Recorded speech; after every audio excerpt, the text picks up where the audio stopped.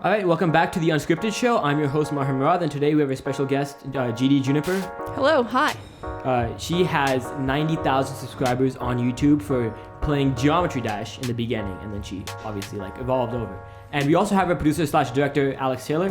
What's up? Okay, so I wanted to start off today with just hearing your story. So I know you started off in 8th grade making YouTube videos for Geometry Dash. Yeah. And was it always Geometry Dash? Is that the one you wanted to play from the beginning? For my channel that I have now, yes. But back in 4th, 5th grade, I did what every other kid would do, and I started a good Minecraft channel. I mean, not a good Minecraft channel, but I started one, and I thought it was good, and it wasn't. And I remember I had about 35 subscribers, and I made maybe 2 or 3 of them, and none of them were successful. I just really wanted to have a successful channel. And every time that I wanted to have a successful channel, I didn't have a successful channel. And then with this channel, I started it in 8th grade. I had watched a lot of Geometry Dash videos because there's surprisingly a big community behind it.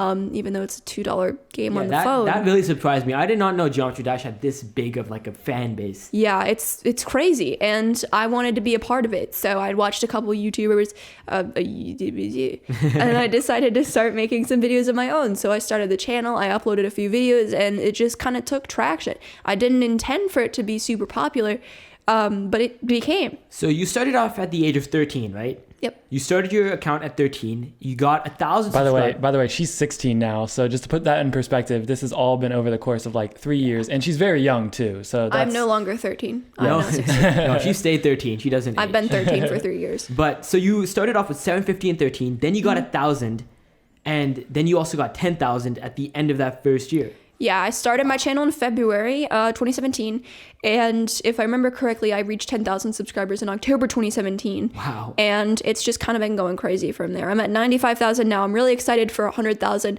Recently, my subscriber count has been going up daily.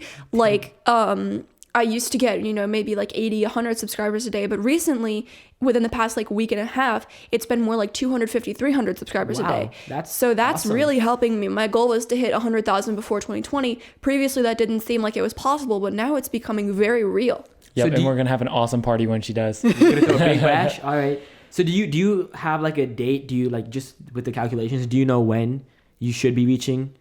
I don't have any particular calculations because subscriber count fluctuates so much. I could do a live stream someday and it gets boosted and I get 500 subs from it. You never know.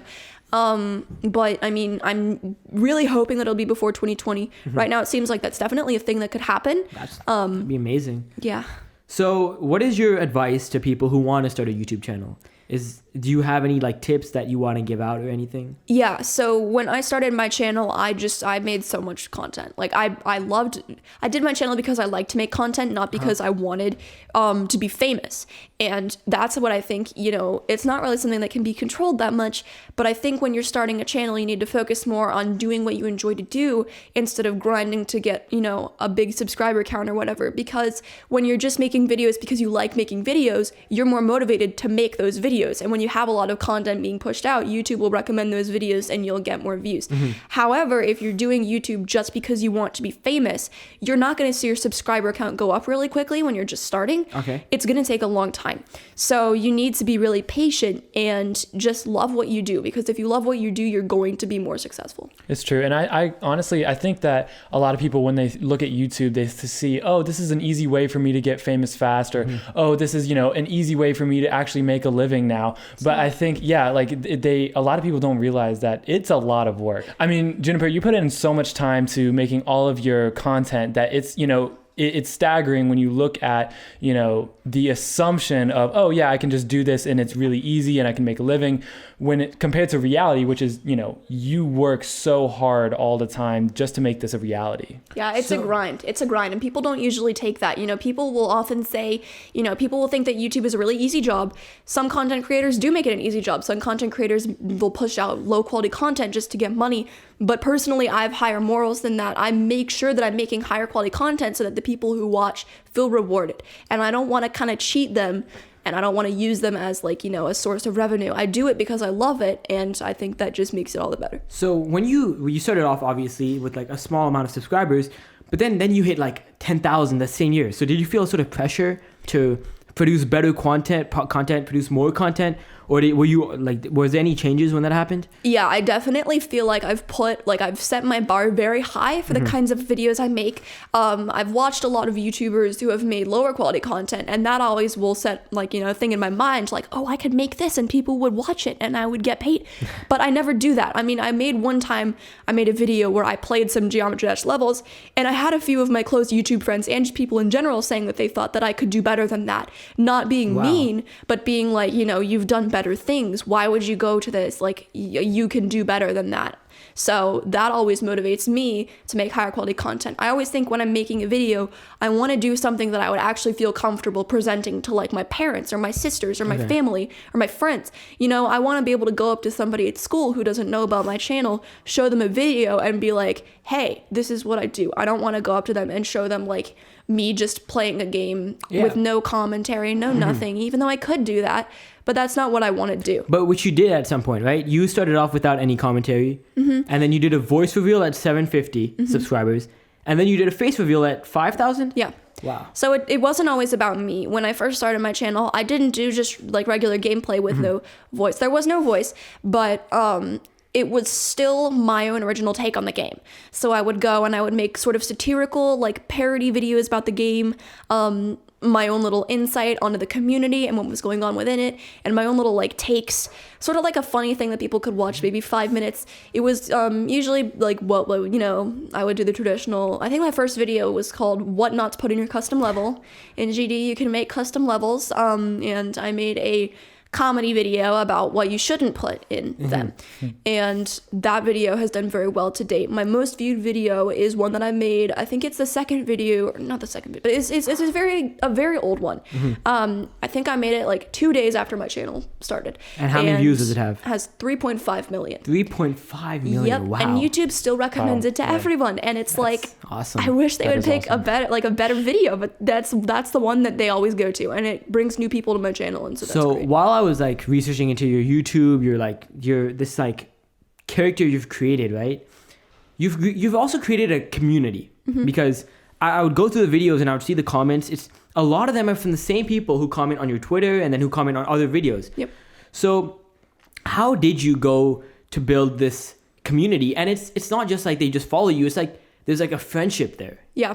I would say that that's mainly done through live streaming. Okay. I do a lot of live streams on my channel, and I feel like I try and make my videos more about my personality than about the game.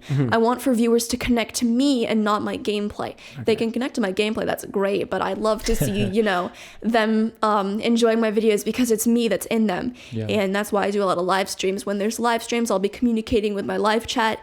It's become harder now because there's so many people that will come to my live streams. I've had over 1,500 people at once on a stream one time. Wow. That's a lot. So that was a mess. And usually it's around 200, 300, and that's a lot of that's a lot of messages that I have to read. So I'll read them all. I can't communicate with everybody, but if someone will drop like a $1 or $2 donation, I'll read out their message and I can more easily talk to them because that's like highlighted for me. But even then, I'll try and read through my chat messages. I'll try and communicate because I want for people to know how much I appreciate them just being there and watching me. Yeah. And so at some point I saw that you sell your own merch as well, right? I do. And so at what point did you decide that I'm going to make this YouTube account a brand? I've wanted to make merchandise for a long time when I started to see my channel grow, not as another way to make money, but rather as a way to do something cool, to be able to make, because I always see like merchandise and I'm always like, I don't want to wear that. Like that's super blatant and weird and that would be awful to wear. And I've always wanted to be like, I can make clothing that people would want to see and people would want to wear. Yeah. So I wanted it to be like a cool way for me to kind of connect with my fans. And I started off not making clothes, but by making a plush toy of my character. And that was kind of a grind because I had to get in contact with a company called Budsies, and they I designed the plushie. It was taken as an icon from Geometry Dash that I use, and that's kind of become my character, but I designed the actual blueprints for it to be turned into a plush toy because in the game it's 2D. I had to make it a 3D thing, which was kind of tough. So sorry, real quick, when did you start this? Like when did you start actually manufacturing and like selling your own merchandise? I think this was like mid 2018. And what point where were you in your career at that point? 40,000 40,000. 40. So better question. How old were you when you started this? 14. Wow. Yeah. Or 15. So by the way, Either to all 14 the or 15. all the slackers out there, yeah, a 14-year-old has started to sell her own merchandise from a 40,000 subscriber base 40,000 subscriber base on YouTube, and she just did it. Like, it was not like I mean, of course it was hard and there was a lot of work that went into it, but it, like, in that scenario, you know, I definitely never have I ever like thought of you as someone who, you know, lets their age get in the way of, you know, achieving what you want to achieve and going after your goals. And were so, you ever know, scared because of your age? Were you ever like, no, I'm too young. I have this many fans. I have all these people to respond to. Yeah, fun fact, PayPal has terminated 2 of my PayPal accounts because I'm under 18. So I had to get around that by having my parents make a business account that I use. Well, there you go. So that's what I did. But yeah, for the merchandise, I got in contact with the company myself. My parents had to sign off on the legal agreements because Of course, that's yeah. how it works. Yeah. But I first purchased 100 100 plushies in bulk. They sold out within 48 hours. Wow. That's Yeah. awesome. That And is I awesome. hand packaged all of them. I wrote notes to everybody because That's I awesome. love telling my fans how much I love them, because I do, and Yeah. YouTubers don't do that enough. Of course, yeah. So that was a grind. That took a lot of time. And after that, I ordered 250 more, and those sold out after much longer of a time period, but they still sold out. I don't do plushies anymore because the hand packaging was too time consuming, and I'm trying to pass school. But that's why I've resorted to clothing merchandise. how is that balance between school and your career then? I've gotten better at it as time's gone on. In the past, I was that kind of student that could sit in class, not pay attention, and get A's on stuff, and especially in middle school, elementary school. And that's why I started my channel, because I was like, I want something challenging. Now that I'm in high school and I'm taking, you know, AP dual enrollment classes Yeah. because I like to challenge myself, it's a lot harder. A lot. Like, I'm sitting here right now, I have a 2,500 word essay due Oh yeah. very oh yeah. soon. Yeah, a lot of Very stuff. Does that So- mean like by midnight? No, that Okay, means okay. I have to have a rough draft due by Monday, Okay. which is tomorrow. Tomorrow. But I'm not doing the whole 2,500 words. Before coming here, I went to Starbucks and sat there and did half of it, which I hadn't started it until right then. So don't procrastinate. But you know, I try. I've put it into my head that school is always number one. Okay. You know, as much as I'd love to make videos like full time, that's not an option. That's not? Because, you know, you don't make enough money, number one, and number two, I'm so like I love learning. Like, I Alright. love learning. I really want to go to college. I really want to go to a good college, and I really want to learn something interesting. Like, fun fact, I love microbiology and medicine and like Okay. all that kind of stuff, chemistry, but that's obviously not related to YouTube or video making at all. You could make So- YouTube videos about microbiology. Yeah, I've Who heard knows? that a lot. One day. Yeah, so whenever people will ask me, like, what do you want to do in college? I'm like, either filmmaking or medicine. And they're always like, No in between. Okay. Yeah, so that's why I'm hoping to go to a college that can kind of be, like, more of an exploratory time for me. Yeah. All right. And so your YouTube account, then you had 50,000 by when you were 14. And now you're at 90,000. 95. 95. Wow. 95.7. 95.7 thousand. I'm not counting, but I'm counting.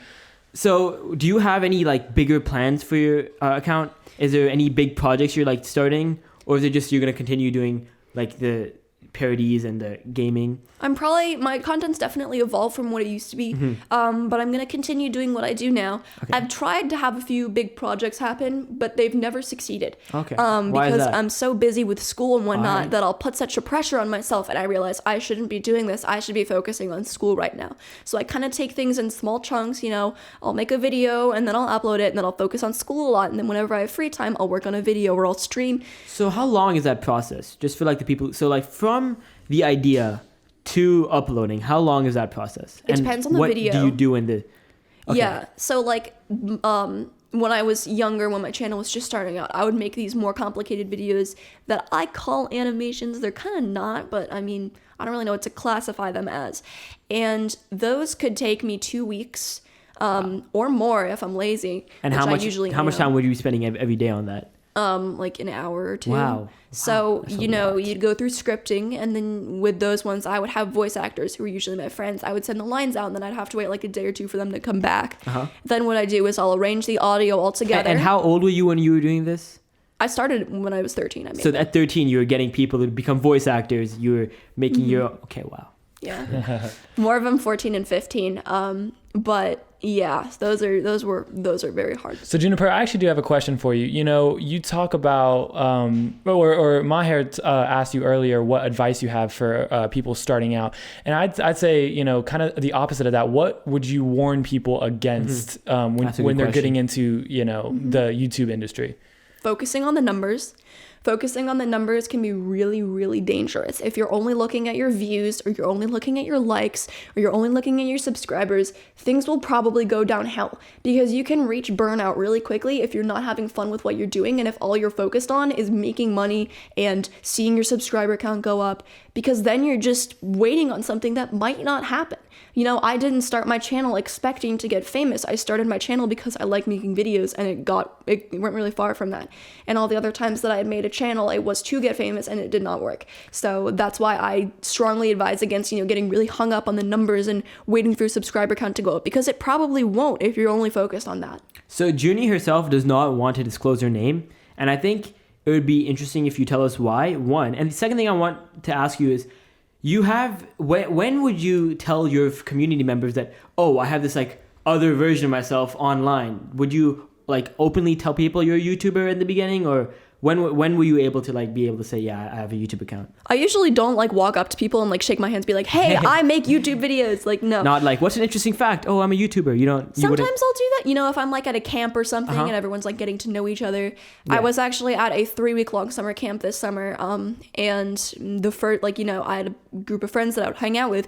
They learned about it like maybe a week in, because I was browsing through my comments at like dinner, and they caught a glimpse of me, and they were like, what is that? And I was like, my YouTube comments. And then everyone was like, what? When they learned about how big it was.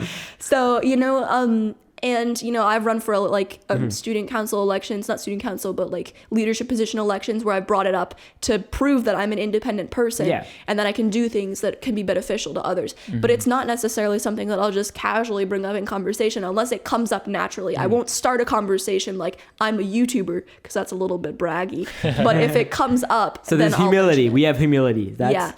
I don't want to be that person that's like 95.7 thousand. Just saying, what have you done with your life?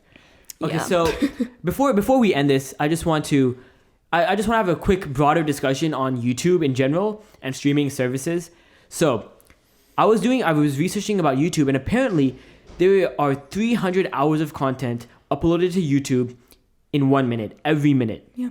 And so what do you think about the future of YouTube? Where do you think this industry is going to go as a YouTuber, as you obviously have like a community of other YouTubers you hang out with?